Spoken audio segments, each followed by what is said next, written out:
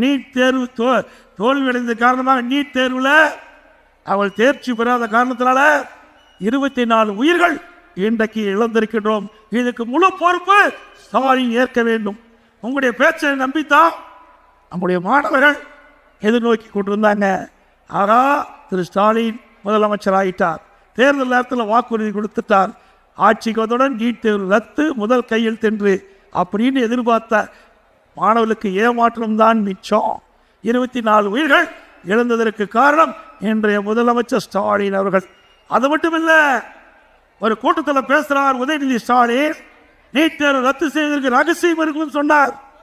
இப்போ துணை முதலமைச்சர் ஆயிட்டார், இன்னும் ரகசியம் வெளியிடவே இல்லை.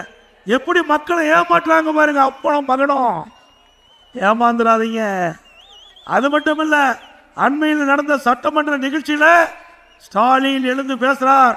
நீட் தேர்வு என்ன ஆச்சுன்னு நான் கேட்ட கேள்விக்கு, இனி எங்களால் ஒன்றும் செய்ய முடியாது, உச்ச நீதிமன்றத்தில் தீர்ப்பு வந்த காரணத்தினால எங்களால் நீட் தேர்வில் ரத்து செய்ய இயலாது என்று சொன்ன முதலமைச்சர் இன்றைய முதலமைச்சர் ஸ்டாலின். அப்படின்னா எதுக்கு பொய் பேசுறீங்க?